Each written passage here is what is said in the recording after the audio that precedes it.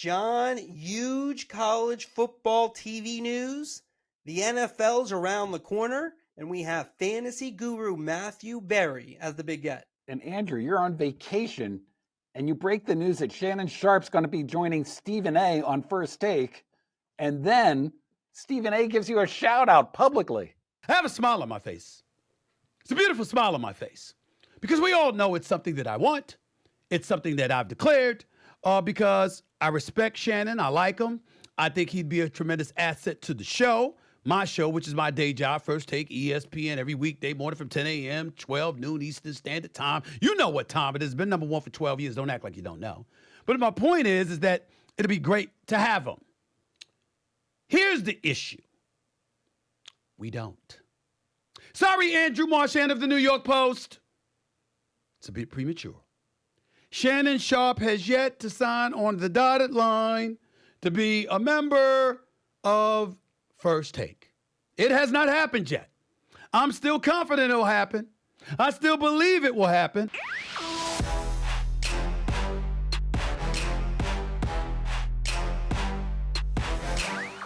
And we're back, the Marchand and Ourand Sports Media Podcast. I'm Andrew Marchand, sports media columnist for the New York Post. He's John Ourand, the media reporter for the Sports Business Journal. And John, let's get right to it.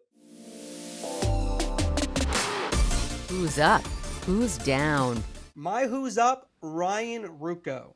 This news happened last week where Dave Roberts, who's in charge of the NBA for ESPN, said that they wanted to make an heir apparent grouping to their number one team, their new number one team of Mike Breen, Doris Burke, and Doc Rivers. And they're going with Ruocco, Richard Jefferson, and J.J. Redick, which could be, as Roberts said, it could take 10 years. But it does put them in pole position to be that next grouping and doing the finals. The NBA deals are up in 2 years, and there is an expectation that ESPN will maintain it.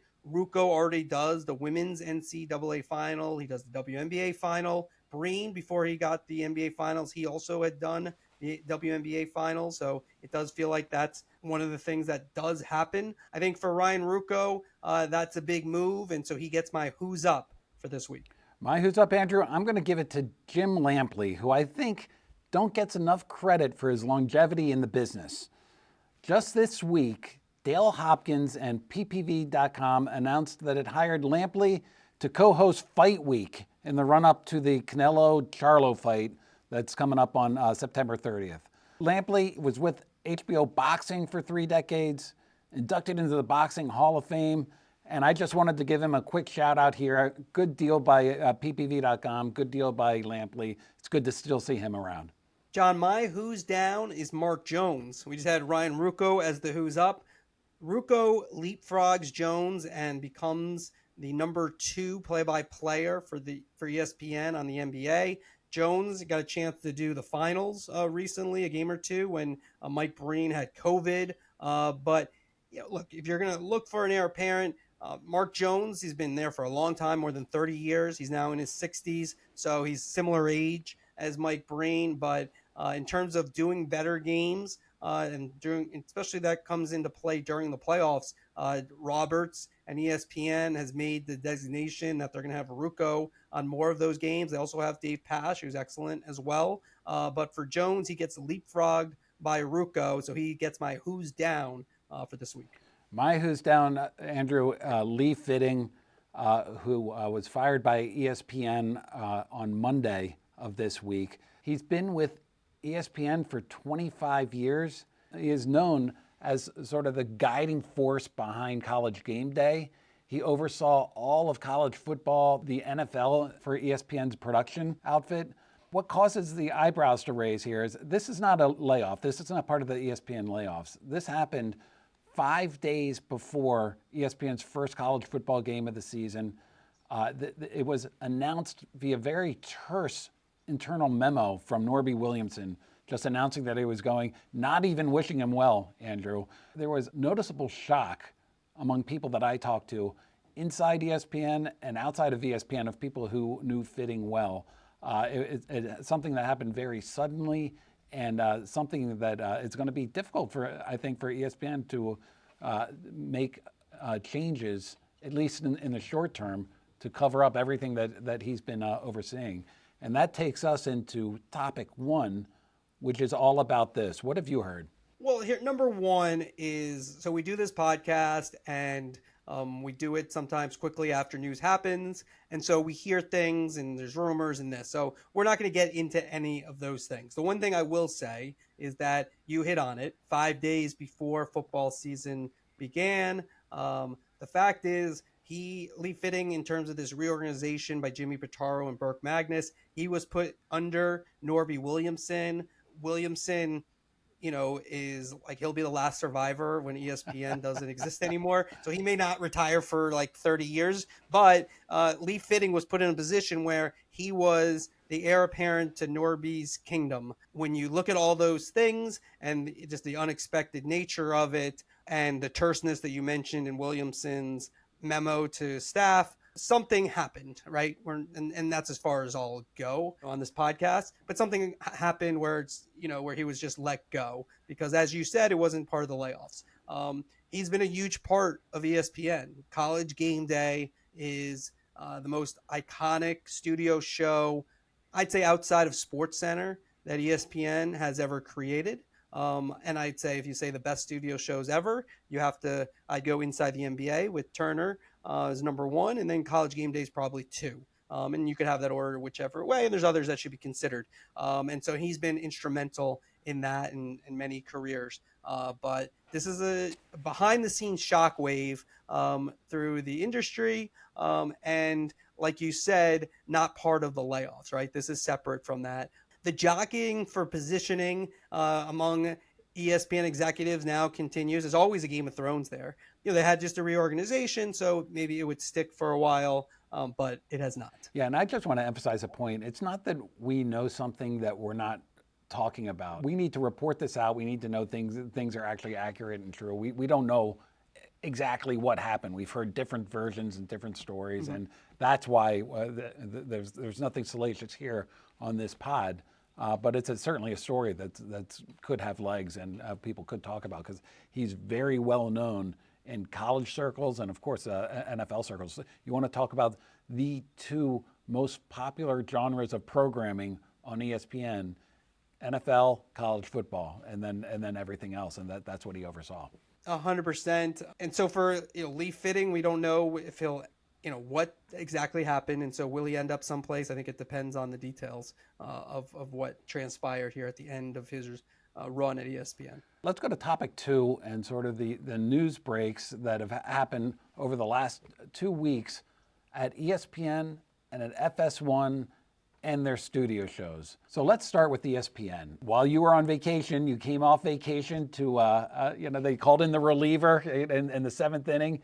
You and Ryan Glasspiegel had Shannon Sharpe coming to work with Stephen A. Smith on First Take. So Andrew, Stephen A. Smith, publicly, he called you out. We had that at the beginning of this podcast and said, it's not true.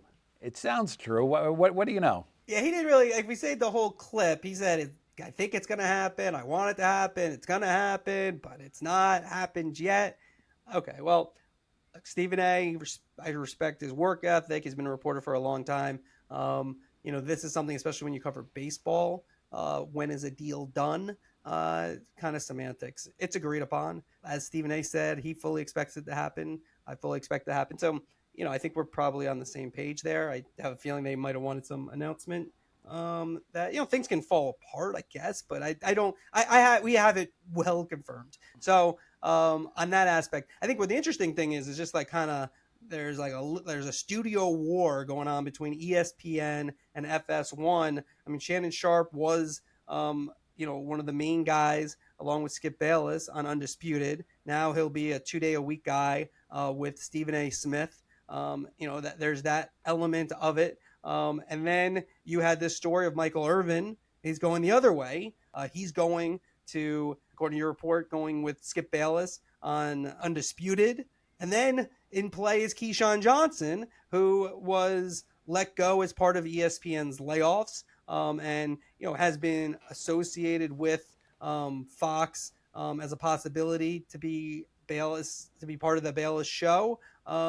And Now that one, I get it. I think that there's a feeling maybe the Fox thinks that's going to get done, and maybe it does. I do think it's a little bit tricky now with the people they laid off. I've reported that Keyshawn had a 5-year, $18 million deal. He's 1 year in, so he still owed that money. And I don't think ESPN is necessarily just going to say, oh, go do whatever you want. Like it's a weird thing. Legally, they're in their right. I think it's wrong personally to do it this way. But if Keyshawn and anybody else who they let go wants to still be paid out their contract, they still need permission from ESPN because they own their right. So that's a little bit of a dicey situation that I'm not sure. Maybe it does get worked out, but I'm not positive it gets worked out maybe in the near term. So I reported that Keyshawn was he was going to go to Undisputed and was going to be a regular panelist against Skip Bayless and Richard Sherman and Michael Irvin. My sources said that deal had been done. And that's what I put out there. After my report came out, I did hear from several sources that talked about what you were talking about, and they said that there's ESPN has to negotiate now with Fox to see if they want to allow Keyshawn to go and actually go onto a competitor. And so right now at ESPN, you said there are 4 years left on his contract.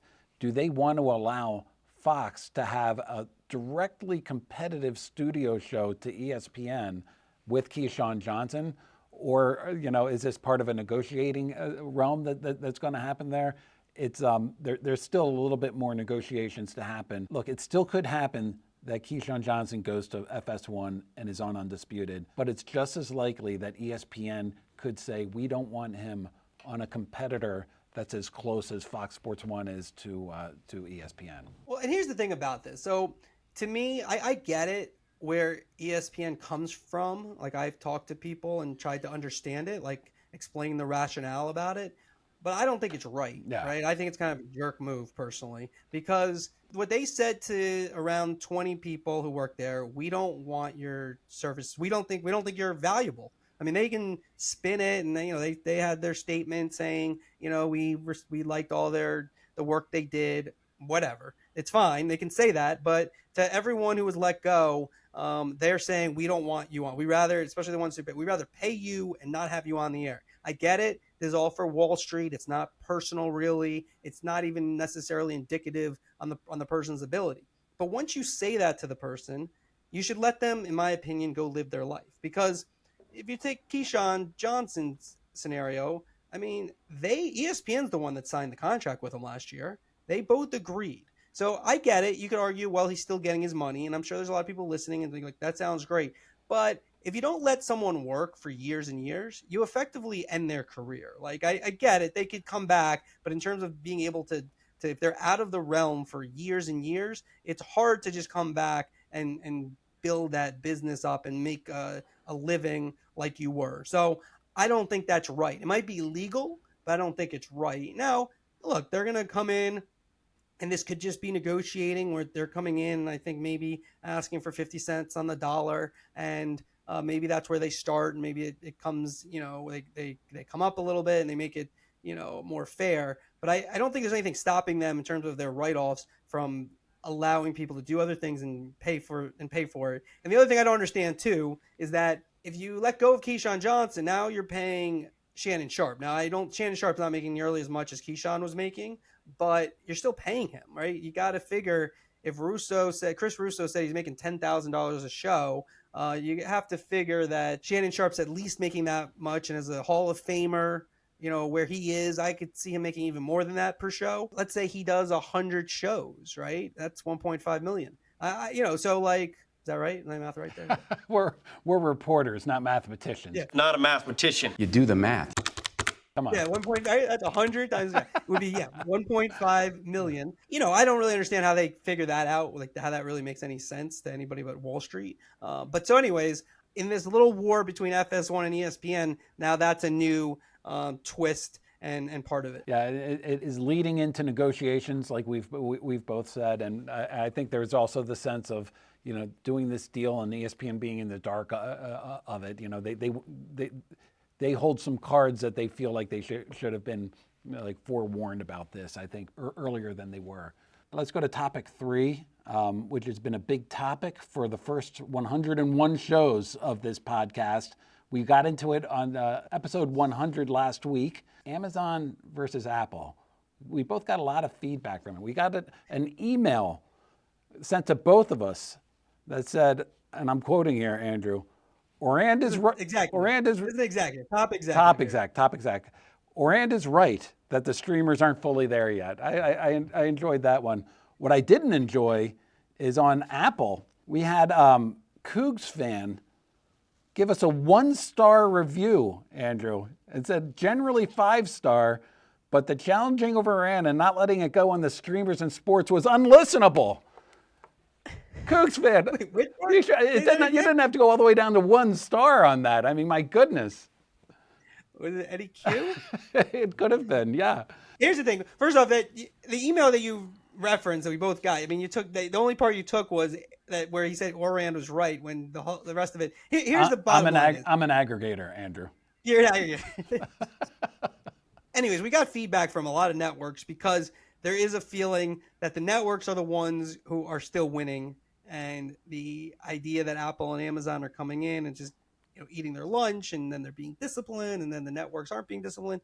Yeah, no, I mean, look, here's the thing. It's a topic because they're insurgent and who they are. So, like, they're there. I like saying that ESPN's the Yankees of sports media. Well, these guys are the Yankees of business. So, and I know John's going to tell me the Yankees are in last place, but you get the point, okay? The Yankees, historically, of what they're known for. Yes, they're going to be a big topic, and yes, they, you talked about them being disciplined. I think people from, some of the networks would argue that they've been disciplined.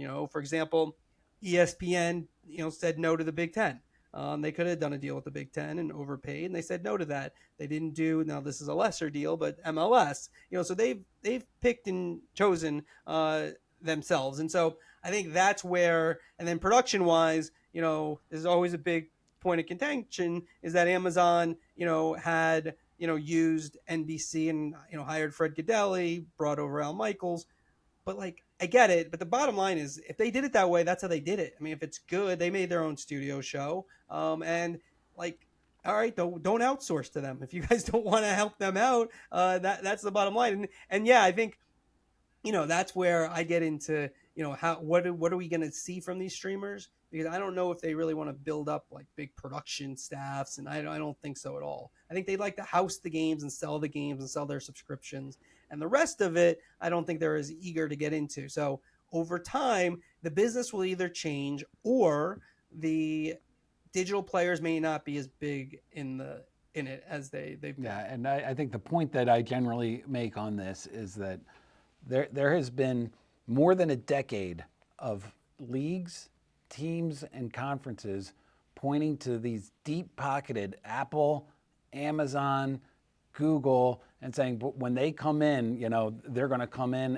and as the cable bundle collapses, we're still going to make our money from these digital companies. And what we've seen so far is that they're not. Apple is a company, and this is where we have a disagreement sometimes. Yeah, you're so wrong about this. Go ahead. I don't understand how you can see this is wrong. Apple has decided that they are going to drive very hard bargains, and they're going to make the conferences and the leagues share in the risk. Amazon has decided that they're not interested in sports that are outside of the NFL or the NBA. They put a bid in for the Big Ten. They're kicking the tires on NASCAR, but the NASCAR deal is for. How many sports are you gonna? When you say like they're not interested, how many sports are you gonna mention? We're like 5. You didn't mention soccer, Champions League, and they are in. We're focused. They're 5 sports in. You're telling me they're not interested. We're focused on the U.S. market, and Okay. we're also focused on the NASCAR deal.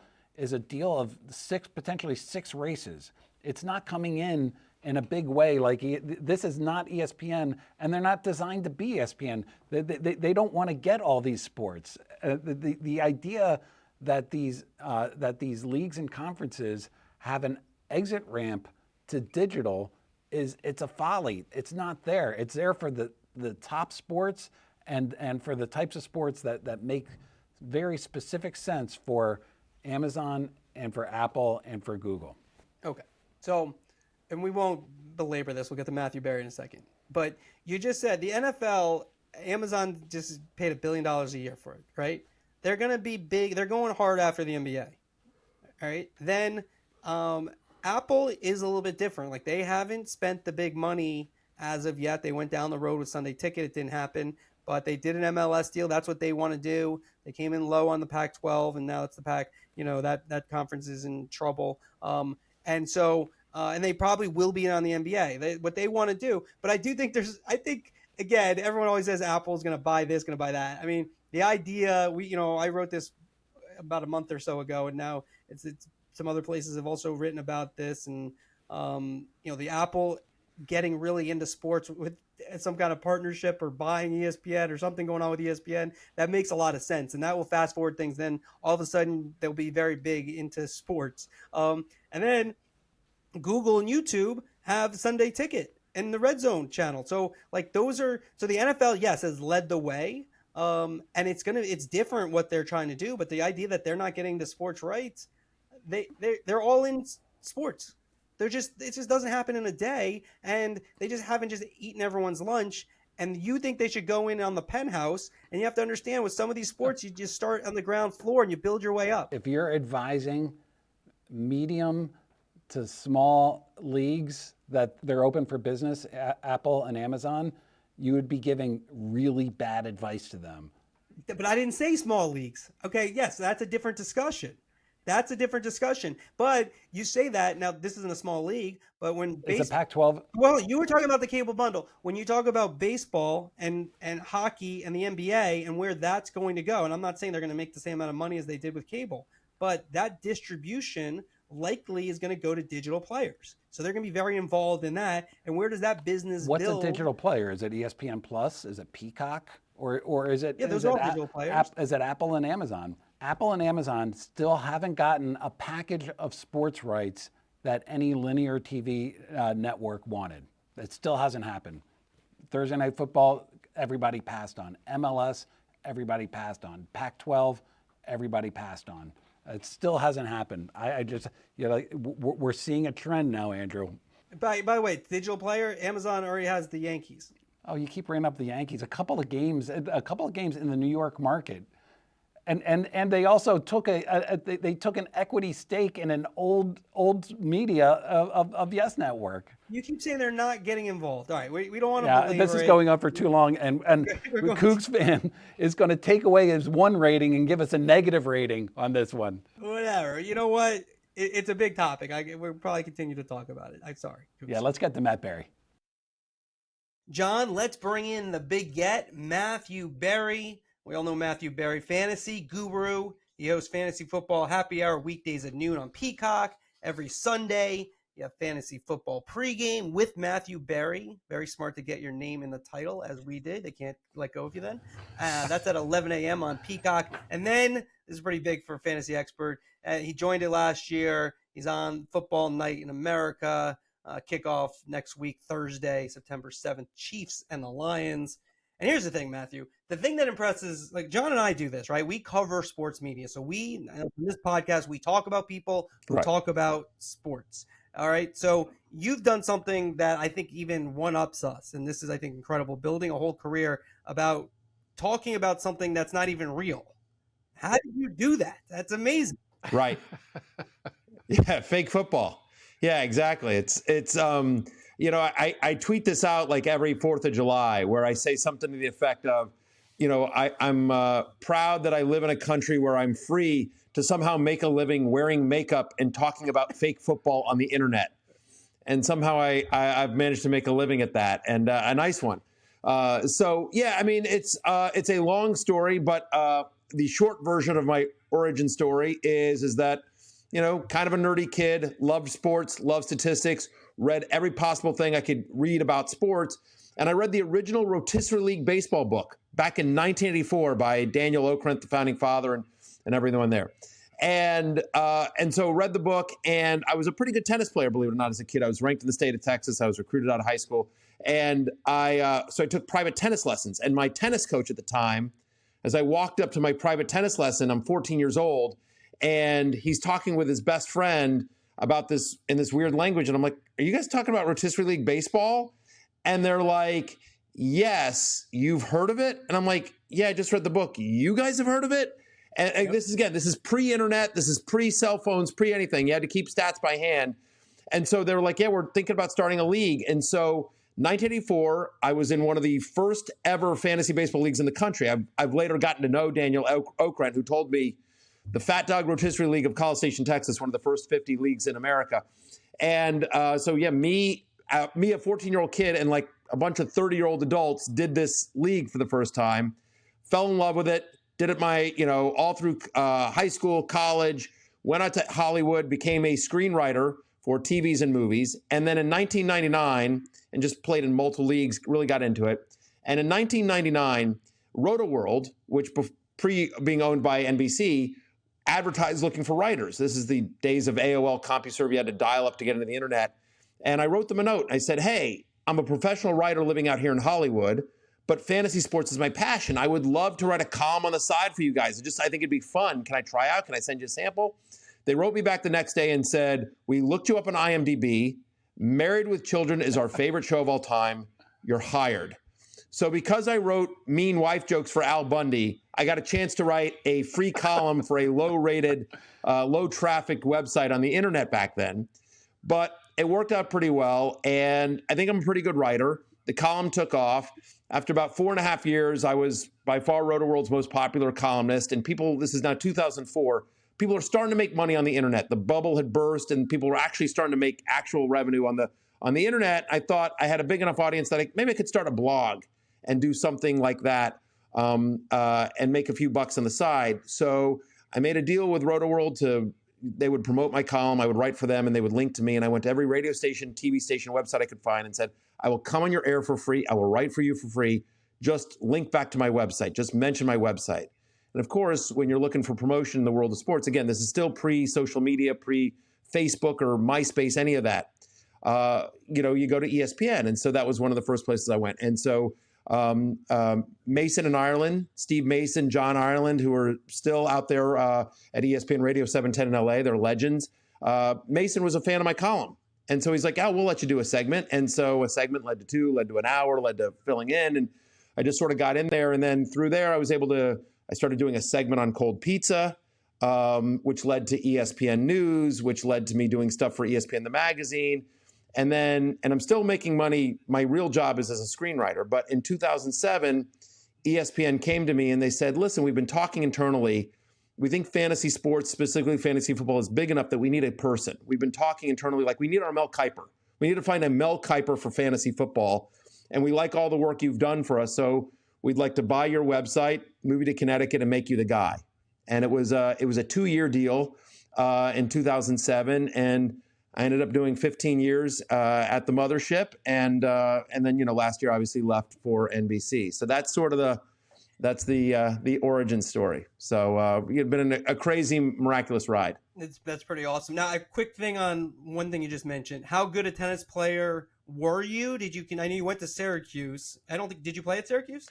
I didn't play at Syracuse. I was good enough to play at like either a bad D1 school or a really good D2, D3 school. My biggest claim to fame, and again, but there was a kid that played named Alex O'Brien, and I don't know if you know that name, Alex O'Brien. Hardcore tennis fans would, but Alex O'Brien I believe he won the singles, doubles, and team title at Stanford, and he was a pro player for a while. I think he got to the quarterfinals of the U.S. Open one year, and so he was like the best kid in Texas when I was growing up, and so I played him, and I think I lost to him, but I got it was 6-3, 6-3. Like I didn't get my ass kicked. So I got 6 games off Alex O'Brien. So that's how good I was. I think just in terms of I was good enough I got recruited by bad D1 schools and good D2, D3 schools. But I knew, I had a really candid conversation with my tennis coach, and my tennis coach, I was like, how good am I? And he said, you are good enough to make a living off of tennis. You are good enough to be a pro at a country club.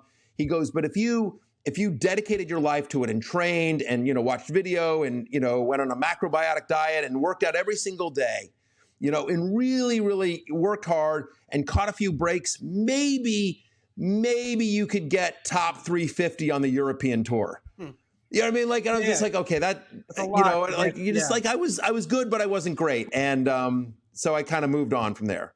You're like 350 on the European tour. What do you make about? Oh, I think, I think back then, not a lot of money. So, John, I guess fake sports better than real sports. Absolutely. Andrew, we have the self-described nerd in the building, but this nerd just did a deal with, listen to these names, John Legend, Josh Allen, Joe Burrow, Casey Wasserman, Jaguars owner Tony Khan. You've been in the news, Matthew. You raised $2 million for Fantasy Life. Take me through that.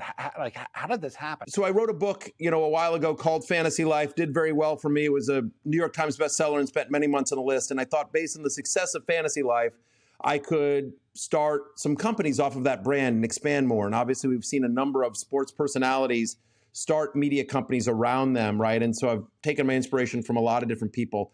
And so I had this newsletter, and we had started out, I had a merch store. And we were sending emails out through the merch store and with fantasy advice in it. And the whole point was just to sort of like, sell more hats, hoodies, and T-shirts. We were like, so if you signed up to buy something at fantasylife.com, we got your email address and we would send you fantasy advice. And so I'm friends with Austin Reef, who is the co-founder and the CEO of Morning Brew, which is a very well-known newsletter for millennials around business, very successful. And I said to Austin, I said, hey man, like, I don't know anything about emails. Like, can you give me some advice on, like, we're just trying to, sell more hats and hoodies. And he looked at my numbers and he said, yeah, here's my advice. Forget your merch store. This is your business. Focus on your newsletter. This is like, you're doing about 8 billion things wrong with your newsletter, but you're still doing better numbers than we did in year 3 of Morning Brew. And I'm like, okay. So he gave me some advice, and I took the money that I'd earned from the merch store. I hired a CEO, and then so that was March 1st, 2022, and we bootstrapped the whole thing. And so it had always been sort of off to the side, and we bootstrapped the whole thing for a year. And let's see how it goes. And it went really well, and we did 7 figures in revenue. And we were profitable, and we added a number, I think, on April 1st, 2023. So 13 months later, we hired employee number 12, and we're now up to 13, and we're looking for number 14 actually. And so with that bootstrap, and people were starting to get the email, and we started getting people saying like, "Hey, I really love this. Are you gonna take some investors and everything like that?" And I was just like, I hadn't really thought about it, but okay. And so I went around to. It was important to me to want to control it as much as possible. And so in terms of the fundraise, it was important for me to get people that the only people that are invested in the company are people that we invited to invest. We specifically did not want to go out to venture capital in a big way. We wanted strategic investors. And so we kind of carefully hand selected a bunch of people that we thought were influential, that would help us, whether it was building a media company that had success in building newsletters, that obviously had fame, that had interest in fantasy football. You mentioned, guys like, Josh Allen, Joe Burrow. We wanted fantasy superstars. We're a fantasy football and sports betting company. We wanted account around content. So we wanted some of the people we write about. So Josh Allen, Joe Burrow, Austin Eckler, Jamar Chase, thrilled to have them on the cap table. And then people that that are in my network that I have tremendous respect for as entrepreneurs, that people have built businesses that understand that. So, they're not only investors, but they're on our advisory board. So, Maverick Carter, who's LeBron James' business partner and brilliant in his own right. You mentioned Casey Wasserman, obviously, in terms of everything he's done with Wasserman Media and, the Olympic Committee. And, he's just a legend. Chad Hurley, who's the co-founder and the former CEO of YouTube. And he's, co-owner of the Golden State Warriors, co-owner of LAFC. You mentioned Tony Khan of the Jaguars and what he's built with AEW and Fulham FC and True Media. And so all of them are people that are obviously big names and, can afford to invest or, active invest. But they're all, George Pine is another one, right? They're all people that have built things, which was really important to me. We just didn't want, quote unquote, rich people. We wanted people that had specifically built things, that were entrepreneurs, that understood what we were trying to build, and that had success in some form of sports, media, entertainment, And so our cap table, there's, some people that you guys haven't heard of, but we have experts on our cap table in SEO, in marketing, in sports betting affiliate, in social media. And so it's very deliberate, and we're thrilled with the response we've gotten from the community, both in terms of when we pitched it, we got a lot of yeses, which was exciting. It took us about 6 weeks to raise it. So not a lot of time in this environment. And obviously the coverage has been phenomenal. Now, when you left ESPN to go to NBC, it was a little bit of a surprise. But what you just described, you could never have done at ESPN, right?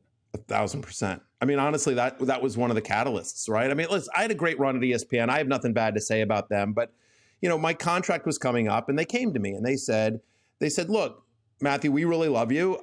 We want you to stay here for a long time. We'd like to sign you to an extension, but we need you to get rid of Fantasy Life. In my previous contract, I'd had a carve out for Fantasy Life to build businesses based on my book. I had a 7-year contract. My last contract with ESPN was 7 years. And, I think from there, I don't want to speak for ESPN.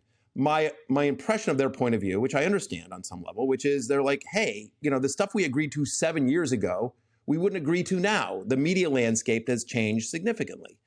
And I'm like, yes. And I probably wouldn't have agreed to that number now, that I agreed to 7 years ago, right? I mean, that's what happens when you sign a long-term contract, so I think their take was like, hey, we want you to stick around, but we want you to focus just on ESPN. You need to get rid of these side businesses. And at this point, as I talked about, I was like, well, I've been, putting some time and effort into them, and I see some momentum, and I've gotten some inquiries, and so I don't want to give them up. And so, then it was like, okay, well, if I do have to give them up, then what's in it for me? What's ESPN going to give me? And, the conversation that we had, my role wasn't really going to change. The other thing, and I've said this, which is like, certainly at the time, I said, I want to be a part of NFL coverage. The way ESPN is set up now, and we'll see if it changes under new leadership, but at the time that I was there, the way it was set up is that the fantasy department and sports betting department are completely separate than the NFL coverage. And like, this is something I wouldn't normally go into, but you guys are inside baseball. But just basically, I reported up into Norby Williamson. So my section, and at the time, NFL coverage did not report up into Norby. It was a separate part of the company, and so it was just very separate. And so had a good relationship with all those people, and really liked them, but just it was very separate. And it was clear to me that I was never going to, you never say never, I suppose. But I asked to be a part of NFL coverage, and the response was, we can't guarantee that. And my thought was, well, I've been here 15 years. You sort of know what I am. And like, I just felt like there wasn't going to be an opportunity for me to be a significant part of ESPN's NFL coverage. And again, all due respect to ESPN, because they've made a lot of money, and they've been really successful with their NFL coverage. And I think they do a really good job in a lot of areas. And so I don't fault them, for wanting to run the business. They want to run the business. But in terms of the way they wanted to run their business and what I wanted, they were just two different things. And I think as we continue to have conversations, this is what they put in the press release, and I think this is accurate, which is they're like, Matthew came to us with a desire to explore other opportunities. And after just some discussion, we've decided to, support that. I forget the exact phrase they used, but support that, allow that, whatever it was. And so, we parted friends, and I got to do a last show for Fantasy Focus, which, not a lot of people get a last show at ESPN. And, so they were very gracious to let me have that. It was awesome. And, so anyway, nothing bad to say, but to your point, John, that was correct, is that what was really important to me was I wanted to be a part of NFL coverage somewhere, and I wanted to build Fantasy Life. Those are my two things. Matthew, I want to go backwards and forwards here. When you were at Roto World originally, the president now of NBC Sports is Rick Cordella. Was he the one? I think he was one of the creators of Roto World, if I'm not mistaken. Was he the one who paying you $125 or whatever per column back then, or how did that work out? So, by the way, I mean, I was working for free. I think the highest I ever got paid was $50 a column. I think after 4.5 years, I got up to $50 a column. You're sort of right. So Rick Cordella and I started at Roto World within a couple of weeks of each other. So I know him well. I've known him for a long time. He was one of the big reasons why I wanted to come to NBC Sports, because of my comfort level with him. Him and I have remained friends over the years, and we've had dinners and, seen each other at conferences and, text a couple of times a year, literally over, almost 20 years now. So I knew as I was sort of, exploring, like I decided to leave ESPN, and I'm like, okay, now where am I going to go? And I talked to a lot of people. There was a real comfort level with Rick that helped quite a bit. There were a lot of reasons that I chose NBC, but one of them was certainly my relationship with Rick. So he didn't create Roto-World. Okay. Some other guys did, but yes, him and I started at Roto-World around the same time, and had a good relationship when we were there for 4.5 years together. Do you make more than $50 like per week from NBC now? I do. Okay. I do. I know you're really good about reporting what everyone makes, Andrew. Yeah. And so, yes, I can give you the exclusive. I do, in fact, make more than $50 per column. This is how I do it. At the I started moment. at the 50. Now we did more course. Do you make more than? I'm just kidding. We'll do that on the podcast. Now, being on Sunday night, though, couple of things. Where do you see? Like, obviously, we watch and see how they use you. Why do you think fantasy, has become mainstream? We all know how big it is. You don't have to tell us, and the audience that I think listens to our show, everyone knows how big fantasy is and how important it is, especially to the NFL. But why did you feel like, I want to be mainstream and not just on ESPN2 doing a show? And obviously with NBC, you do the Peacock shows and you do the extra shows, some of them in the local markets as well and local affiliates. But why on the Sunday Night Football? Why was that important? Well, I think for a long time, fantasy by some old guard, and it gets better every year. But, people are like, hey, it's not real football. It's fake. It's annoying. It's, you're rooting for play. You're not rooting for teams. It's not how you're supposed to engage with the game, right? And it's nerdy and it's niche and all this stuff. And so I've always been, I've dedicated my life to fantasy football and, to a lesser extent, sport betting. And I've always, my thing is I need to leave fantasy football better than I found it. Fantasy football has been great to me. Without fantasy football, I'm not at ESPN. If I don't go to ESPN, I don't meet my wife. I don't have my family. I met my wife at ESPN. We have 5 kids now. Fantasy football has been really good to me, right? And it's put a roof over my head for many years. So it's important for me to push the ball forward, to use a sports metaphor, and to leave it in better shape than I found it, if you will. And I'm a big believer in that when you talk about fantasy football, that you are having a football conversation, that you're engaging with fans. And I'm a big believer that when people are like, that's not the right way to, enjoy sports. And you're like, what do you mean? Like, there are people that enjoy sports because they have a bet on it. There are people that enjoy sports because they love that team. There are people like, I root for Texas A&M football because I grew up in College Station and my father lives and breathes Texas A&M football. And so that is a big way that my dad and I connect is we talk Aggie football. And so like that's a bonding moment. I know people that go to games because they love the social aspect for it. So there's a million different ways to engage with and enjoy sports. And there's no one right way to decide, right? And so I always push back on that. And you'll find that fantasy players, they're more engaged. They watch more football. They read more. They listen more. They're the avids of the avids. Average football fan watches about 3 hours a week. Average fantasy player watches over 6 hours a week. They're more likely to watch other games. If there's a bad game on Monday night, who's watching? It's fantasy players and sports bettors who are hoping that have a rooting interest beyond just whatever, the Texans versus the Buccaneers or whoever it is. That was a little schedule shade there from an NBC guy to ESPN. I'm just kidding. No, it wasn't. I'm just joking. You could have gone Cowboys, Eagles. You could have gone a lot of options. Schedule release day is always really fun at NBC. I'll just leave it at that. For years and years and years, fantasy and sports betting hasn't really been a part of NFL pregame shows. And it's always been shoulder programming. It's always been, and like, even when I would do a little thing for Monday Night Countdown, I'd be from my own set, and they'd throw it to me and I'm on my own set and I do 45 seconds and then it goes to commercial. It wasn't an integrated part of the broadcast. And what you've seen a lot of times is either that, some sort of like, very one-off, it's clearly not, quote, part of the team, or you're having ex-players that clearly don't play, that have been given a script that are sort of like going through the motions because there's some sort of sponsor element to it. And when I left ESPN, it was so lovely, the people reacting on Twitter and on social media. And it was, just literally one of the best days of my life. And really amazing. And so I had this momentum, and I thought there was an opportunity here to try to break through that, for lack of a better way to describe it, glass ceiling of trying to get onto and that was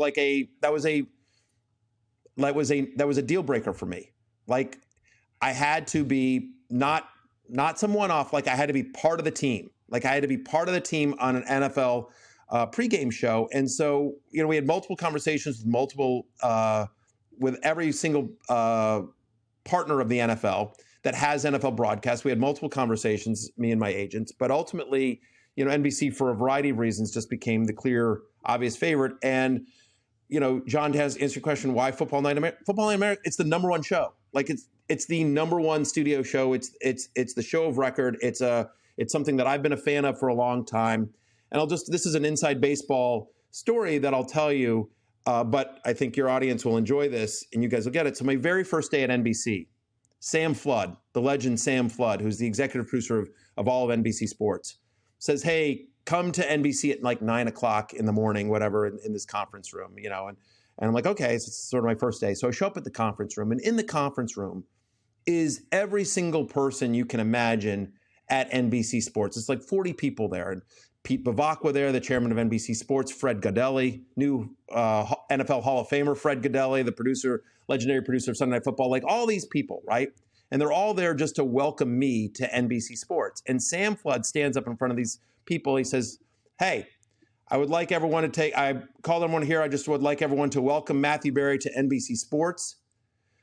Fantasy and sports betting are part of how we cover the NFL at NBC Sports. It is not some third rail. It is not off to the side. It is part of our coverage of how we cover the NFL. And Matthew's going to lead our efforts there. Please welcome him. And how do you not get goosebumps at that moment? Like, you know what I mean? Like everything I dreamed of, So Matthew, you've worked your way on. You're now part of the pregame show. You travel to the games. You're at the stadium. I'm sure you've game planned this in your head. Is there a component to the live game that you could see fantasy becoming a part of, or more specifically, you being a part of? Yeah, I mean, I think, look, obviously the NFL has a big say in terms of how all their partners present the games, what they say, what they don't say, and that's a conversation in terms of fantasy and sports betting that's continuing to go on and way above my pay grade. But no question about it. I mean, I think, there was some concern.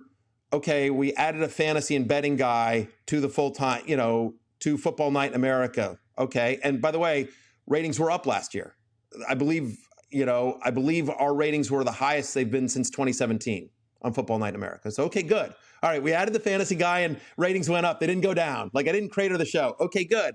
So I think as the NFL and as their broadcast partners and everyone gets more and more comfortable with fantasy and sports betting being integrated into game broadcasts, I think you will see that. I think you'll continue to see that. The first step was, the tickers, right? Okay, now there's actually fantasy stats on the tickers. Before it was just stats that fantasy players had to do the math in their head. But now you're starting to see some, actually some fantasy things in the tickers. And you're seeing now me on a pregame show. And I'm hopeful that other networks follow suit. And then ultimately, I think eventually, whether it's in-game, whether it's halftime, whether it's an alternate broadcast, I think you'll see all those things in the future that are geared more towards fantasy players and sports bettors. That's just in general. I'm not speaking specifically for NBC. No, this is my final place where I want to go, in terms of questions that we had for you, Matthew. You've kind of been very good, even though you came from the writing side and, you're writing scripts and then you came into this, but you seem to really have had a great path in terms of understanding media and where it's going and making good decisions. So there's a question John and I get all the time. And I'd love to hear what you think. Where do you think media is going? You can get into betting, you get into fantasy, however you see it. Where's sports media going? People are listening. Where is it going next year, 5 years, 10 years? What do you see for, people like you who are, especially, broadcasters, writers, people who are kind of forward facing? What do you see? Where's it going? I think it becomes more and more fragmented. Obviously, is where I think it's going. There will still be big tentpole events. There will still be, whether it's the Sunday Night Football or the Olympics, Kentucky Derby, Indy 500, just to mention some Big Ten football. Right, I got to be a company man. So NBC sports events. But whether it's those or whatever, the Super Bowl, the Final Four, college football playoffs, there'll always still be those big tentpole events that everyone will rally around. But the fact of the matter is that, I mean, you're already starting to see it, right? You're already starting to see, whether it's, and this is one of the reasons why I formed Fantasy Life, right? Is to try to take advantage of that wave. But we've already seen it with, from Simmons to McAfee to Portnoy to Clay Travis to Levitard to the Manning brothers. There's all different versions of it, but they're all of those people are talents that have significant fan bases that have turned their fan bases into content through the lens that they distributed. And Simmons with the podcast and McAfee with YouTube. But the fact of the matter is that everyone sort of figured out kind of their lane. And I think you're going to see continue more and more people like that. Ariel Helwani is another guy that just sort of had a big platform and said, I'm going to go do it on my own. And I think you'll see more and more of that as we, Andrew, you've reported this a lot in terms of, and they've now announced this publicly, ESPN will be a direct-to-consumer business at some point. And you're seeing, obviously, I'm thrilled to be part of Football Night in America, but part of my mandate here at NBC is to help grow Peacock. I'm truly blessed that I have a nice fan base that will follow me wherever, and they've followed me to NBC, and Peacock's very happy with both shows, with Fantasy Football Happy Hour and Pregame, and we're continuing to build that, and so that's going to be, I think, more and more important. So that's my take on sports media, is that I think it continues to become more and more fragmented as people get younger. I have young kids, and so I have from 25 to 11, so I have a wide range, but they consume sports on TikTok, on YouTube, on Instagram. They're much more likely to send me a clip from TikTok or Instagram than they are, hey, let's get together and watch this, fight together or whatever it is. Yeah, the challenge that I see with that fragmentation, which obviously is where things are headed, is that everybody you named built their audiences off these big brands like ESPN or NBC. Yeah, and that's the challenge. It's interesting. And there will be people that will come up and figure that out. But probably the next generation, there's always going to be ex-athletes.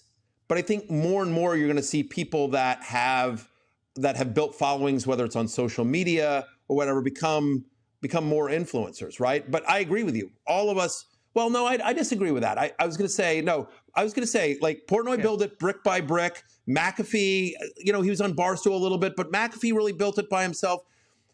The Manning brothers were famous for football. Everyone got there a different way. Clay Travis is another guy, again, controversial figure, but he absolutely has an audience, and he didn't really build it. He did some stuff with Fox, but I don't think he really truly built it with major media. So I don't know if I push back on that a little bit. I certainly did. ESPN helped me build my audience for sure.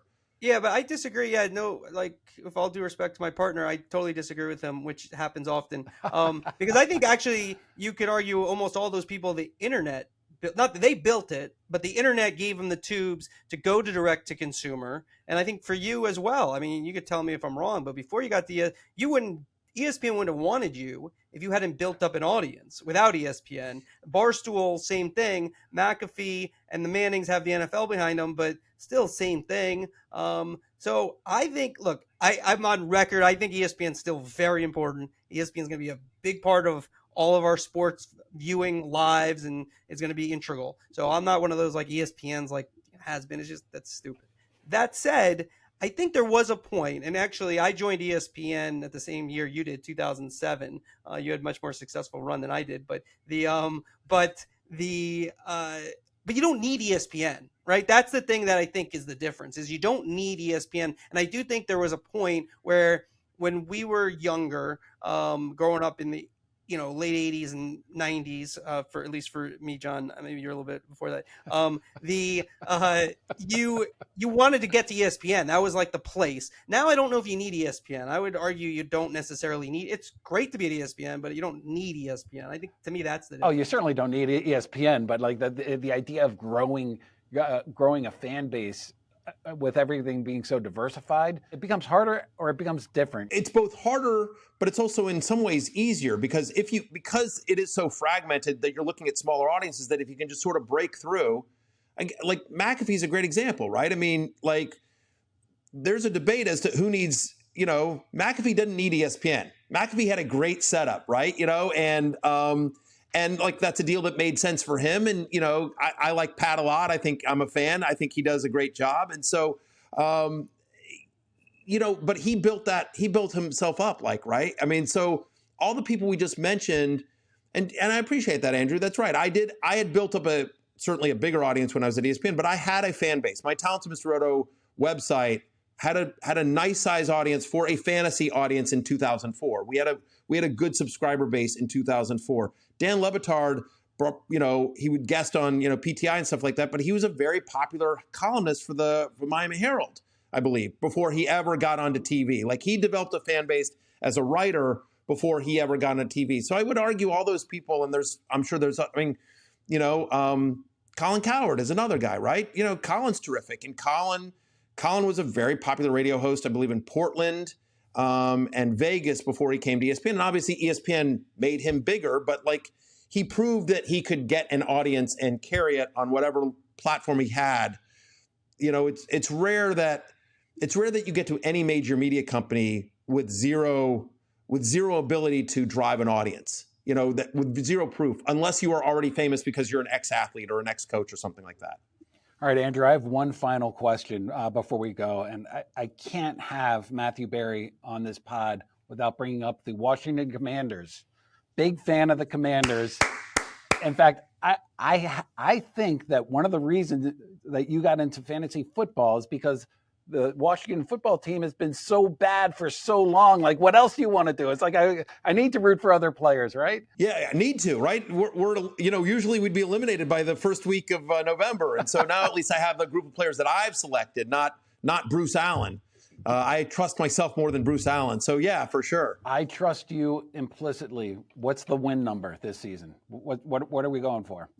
Boy, don't ask me the day after Sam Howell was just awesome on Monday Night Football. The Ravens streak is over now. Preseason streak is over. Look, I'll give you an answer in a second. I will tell you that to me it doesn't matter. The answer is it doesn't matter because we got rid of Dan Snyder. This is dead true. That's the answer. Yes. We're playing with house money. We got rid of Dan Snyder, the worst owner in professional sports history, a man that said he would never sell, actually did sell, and so God bless Josh Harris and his ownership group. Honestly, it doesn't even matter what we've done this year. When the day it officially happened that Snyder sold and Harris took over, I did this on social media. I was like, it's the fourth best day in Washington football fans' history. The 3 Super Bowls and today is literally the fourth best day in Washington fans' history because we are finally rid of Dan Snyder. I'm going to say 10 wins is going to be my. I think 10 wins. I think Howell can play. They've got good skilled players. The defense needs to stay healthy, but it's a tough division, obviously. But I'm going to say 10-7. That's my prediction for the Commanders this year. But honestly, it doesn't matter, John. I hate to disagree with our guys. 15 wins. Book it. Yeah, I want to see as we end. I want to see the Joe Buck, Josh Harris handshake between the two of you. I will try to do it smoother. It was yes. So it was little awkward there. I've had my own awkward handshakes on air myself, so I can't throw too much shade there. It's still better than Dan Snyder. Well, listen, Matthew, this was tremendous. Great stuff on your career, on the media, and I really enjoyed it. And we really appreciate you coming on, and best of luck with. I could go over all the stuff, but NBC, your newsletter, 15 shows, busy guy. Talking about fake sports, which is amazing. Honestly, you got to be on a building sports media career. What I got to do is don't take this the wrong way. I think you have a good humor. Inane stuff like Ravel's on that. I don't think we don't make it, but we cover sports media. So let me just be clear that covering sports media is on the inane. Is on that would be considered. We don't make it, but it would be considered. I think you got to put Ravel. You got to be on there. I got to think of my own. Mel Kiper is probably the first person. I mean, covering the draft and making it to what it is. And I agree with you because all these things they're a way of covering sports. I would argue about the media. We cover the NFL. We don't just, you know what I mean? This is how you watch the NFL, these billion-dollar deals that they do. This is how the players get paid. It all intersects. So, props to you. Congrats on the great move to NBC and all the success with the investors and continued success. Thank you, my friends. Really enjoyed it. I try to stay out of the everybody, because I know everybody wants to cover sports media, so I try to stay out of your lane. I'll hit you guys up if I hear anything. But yeah, it's been great. It's been a magical run. I'm really excited. I listen to this podcast, so as a listener and a fan, it's a thrill to be on this show with you guys. You guys have both been very kind to me in your coverage of fantasy sports and my career, so I appreciate that as well. And yeah, it's been great. And thank you, John, for the kind words about Fantasy Life and the newsletter. We could not be more excited, and a few more fun announcements coming on for that company as well in the next couple of weeks too. Wow, we're all ears. Congrats. Andrew, I always love talking to Matthew Berry, and I especially just like how he's grown the fantasy business. And he grew it at ESPN, and he's also grown it with his own fantasy life. Hearing him talk step by step how he's able to do that, where he just got $2 million of investments from very bold-faced names, like really well-known people. I think that really speaks to what he has built with his career. 100%. Very impressive. I love talking to people like Matthew because he's as into media as we are, which is always fun, especially for the big gets, which most of them are. But we can get into kind of the weeds of what he's thinking. And I think, the fragmentation that he spoke about, I think that's true. Niche is going to be very important. But yes, there are going to be these tentpole events that I think when you look at what the NFL, everyone wants to copy what the NFL has done. It's a unique sport in terms of how it's set up in the Super Bowl. But there is that's never, I don't think that's going anywhere probably ever. And I think fantasy helps it. So he's been on the cutting edge, and I really do. I think some of these people who've done this kind of get social media. Social media is mean to everybody, but the Ravels of the world, and not that I'm putting Matthew, it's Ravel, it's different, but I don't know. I think it's pretty incredible that they've built careers, very lucrative careers, off of these one subjects. And Mel Kiper, might be the godfather of them all. So Andrew, that's the end of our 101st episode. Want to say thank you to the master of the board, Chris Mason, AC Wyatt, the producer who puts this all together. Thank you, and thank you everybody for listening. We'll see. I think we both believe. I'm doing this again where I'm putting words in your mouth. I will put the words in your mouth. You can't put words back in your mouth. You don't put words in my mouth.